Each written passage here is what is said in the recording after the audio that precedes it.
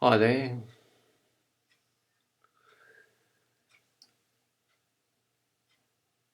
Welcome to Gnostic Vlog 26. Uh, I think if my videos can help one or two people, then that's a great thing. I'm not really into promoting my YouTube channel or website or free book because I think that whoever is meant to view these materials is going to view them. I do believe that our actions are directed by a higher power, and those who have ears to hear will hear, and those who have eyes to see will see. And those who are still um, waiting for something to happen, or don't realize that they're waiting for something to happen, which is probably the case, then they will go on waiting. Um, Either that they will be reincarnated, if you believe in reincarnation, which a lot of Gnostics do, and there's evidence to show that Gnosticism um, has a reincarnation element to it, or you will simply go back to the elements that gave you life at the end. So whichever way it is, then that's the way it is, and we can't really argue with the way things are, or indeed direct things to be as we would like them to be. There is always going to be an infinite factor, infinite and unknown, which is going to make sure that whatever plans you have, life happens to you anyway, as John Lennon would put it. So I think that's okay. But then people come across videos on YouTube or come across a book on a bookshelf or something which excites them, and which initiates, begins the process. Um, I say this because I said this before, that I think before I started on the spiritual path, I was actually a happier person, and I started it, something like 40 years ago. I think it is now, or could be even longer. Um, Maybe about 55 years actually. And anyway, so and it's been fits and starts, and it's been sort of blind alleys and a clear road sometimes. But I think that if you're transcending happiness and unhappiness, then I suppose the pursuit of happiness is not really what Gnosticism is about. It's about something entirely other than the pursuit of happiness. Because this is the world in which uh, there is creativity or creation and preservation, which I suppose brings happiness to those who have been preserved and to those who are being creative. But there's also destructiveness, which brings unhappiness to those who are being destroyed in some way or on some level or another. And the purpose of the true God exists, if that can be, if that is a word, exists in a realm which is beyond happiness and unhappiness. So almost an inconceivable realm or inconceivable state of consciousness, and yet we can think it, um, which is quite a miracle in itself. We can think it. We don't know whether it's true, or whether it exists. But the fact that we can think it, I suppose, produces its own psychological effect, which isn't necessarily to do with happiness. I suppose it could be like contentment, I suppose, or emotions recollected in tranquility. which is what poetry is about, according to Wordsworth, anyway. So maybe it's something like that, whether or not heaven exists or whether or not God exists. But anyway, I don't think it's got much to do with happiness. In any case, I think the spiritual path to me has sort of taken me in one direction, and yet another part of me, or most of the parts of me, are going in the usual direction that everybody else is going in, which is towards materialism and material gain and worry over material loss. So that's the that just because you're a Gnostic doesn't make you particularly different from anybody else. In fact, I suppose you bear a cross on your back, which is the cross of the awareness of the transcendental realm, which compared to this realm is obviously a certain. It is an awareness of loss, an awareness of things that might be instead of how they are. So there's bound to be unhappiness there. When you think about, well, we sat down and wept when we thought of Zion, when we're taken into captivity. So the story of the Jews being taken into captivity is a metaphorical story, but the fact is that the soul has been taken into captivity. And sometimes we sit down and cry when we remember Zion, as the song says. So, again, it's this happiness. It could be like a grief, really. The soul is grieving over its loss. And there's some part of us which is grieving over the loss of something, which we don't really know what it is that we've lost, even. But there's a kind of something other out there that we've lost on the way to the wedding.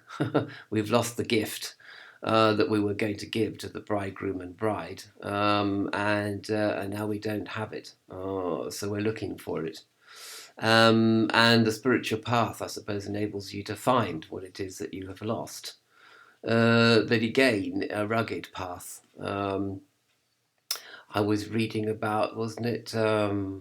One of the angels is called Rugged of El. I've forgotten which one it is now, but that's quite interesting. That it's a rugged path, and it is I think it was Azrael, I think, that is actually not an angel at all, but in fact a demon. But anyway, rugged of God, rugged of El. And the path of spirituality is not an easy one to follow. I think at the heart of it, in this world of duality, we have rich people and poor people, and a lot of poor people are very materialistic, as you know, and a very few of them are non-materialistic. Obviously, rich people are materialistic, but there are a few rich people who are non-materialistic, and who put a lot of their money, time, and effort into the promotion of Gnosticism through the means that they have, which is financial means and financial stability and security. Of course, it could be that now, after COVID-19, nobody has a particular financial security, and that, we're all going to have to find a non-materialistic way of living, because we're going to be severely stretched as far as financial resources are concerned. And but I'm not going to get into too much of that. Uh, that is as it has always been. And in the lower worlds, the finite worlds, where resources are finite, and where we worry and are fearful over the fact that resources are finite, even though the Holy Spirit has the power, as a parable of the fishes demonstrates, to distribute resources, so that everybody not only not only fills their stomachs, but there's also food left over. In fact, baskets and fish left over from the distribution of resources. So before we get to scarcity, I suppose we should also get to fairness. So it's possible to take scarce resources and distribute them fairly, so that everybody gets a fair amount of the resources that are available. But even so, resources are scarce by definition in the finite worlds, and people are going to want to take more than their fair share, because they're frightened that they will lose out in some way. So they have to, surreptitiously take more than they're entitled to, in order to assuage their fear of scarcity later. And of course, I suppose abundance is also power, and the powerful have abundance, whereas the powerless have the other side of abundance. They have scarcity, so more scarcity. So the situation, as always, is not entirely dualistic. It's not entirely black and white. It's grey, a lot of grey within, which is why, in these finite worlds, it's not just black and white thinking. It's a lot of grey thinking, and situations are not either black or white, but very grey, and complicated morally and ethically. And so that's something to bear in mind as well, that you are spiritually evolving in such a world where things are not just black and white, they are grey, areas of great greyness. And so, I haven't found the spiritual path easy. And I didn't think I was going to find it easy. Well, I wasn't really expecting anything, really. You kind of fall into the spiritual path, as it were. And some of the things that you do when you're young, you sort of do out of a sense of romanticism. It's kind of romantic to be a spiritual person. But in fact, all the romance of it is kicked out of you during your life of spiritual questing.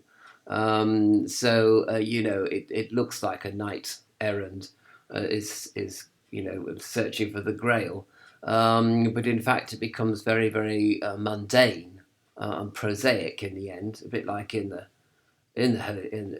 Monty Python and the Holy Grail. It all comes down to quite sort of mundaneness, actually at the end. And it's not as romantic as the search for the Grail is not as romantic as it's made out to be. And things happen which are really really quite materialistic and quite prosaic, and they all get arrested in the end. Spoiler alert. In some kind of strange time lapse thing that happens. But anyway, it all kind of ends in absurdity. I suppose that's the point. The quest for the Holy Grail ends in its own absurdity, in its own contradiction, as it must do in the worlds of the demiurge. So absurdity and contradiction on one hand, and yet transcendence on the other, or the promise of transcendence on the other. But is it a promise that is going to be kept? Apparently so. I mean, the Old Testament and the New Testament of the Bible is based on a promise. God promises to do things for us in return for us promising to do things for God. A cosmic contract is created, which we could go back on, apparently, but which God can't go back on, apparently, which is kind of nice and comforting, I suppose. Because we are weak and fallible, and are likely to screw up, and are likely to abandon our contracts and go and to not honour our contracts on one hand, and yet the person that came up with the contract is jolly well going to make sure that contract is honoured whatever happens. That's the idea of covenant, I think anyway. And that's the great hope, I suppose, of religion, that covenants between gods and men will be honoured by the gods at least, if not by the men. But and the redemption is that a person that has reneged on their contract on some level will be forgiven for doing that. And despite their backsliding on the contract, the contract will be honoured by the person that came up with it in the first place. And perhaps the person that came up with the contract is actually obliged to do that, actually, because they were the ones that came up with the contract in the first place. Whereas the person undertaking the contract didn't come up with it, so they don't really have much. They don't really see why I suppose, why they have to honour it. And they'll only honour it when there's a favourable wind, when all things are favourable to honour that contract. As soon as things become problematic, then they'll renege, then they'll backslide on the contract and pretend they never made it, which I think often happens during the spiritual enlightenment process, really. You enter into a contract with yourself, and then you backslide on that contract because you think because it was your higher self that made a contract, and perhaps it's the higher self which ultimately has to forgive the lower self, as it were, for breaking that contract. And the higher self that made that contract to reach transcendence will nevertheless be, has to honor that contract. Whereas they shouldn't expect too much of the lower self in that regard. And I suppose it's the higher self that God, who makes the contract, is appealing. So I'm not quite sure what this has got to do with anything, really. I think that perhaps we make contracts and we break them and we honour them subconsciously as well. And it's only when you look back on your life that you realise that you have made a contract, that you have broken your contract over and over. But there is a forgiveness there. There is a redemption despite that having happened. And that must give us some pause for hope, really, as well. But I also think that when you're not thinking about the spiritual path becomes clearer. I think too much thinking about it is a bad idea, as with everything. Too much thinking about what you've got to do in life puts you off doing it. Whereas if you just get on and do it without thinking about it and let the energy flow, sort of get out of the way of the energy flow, then I think the spiritual path becomes clearer and even, dare I say, easier to follow.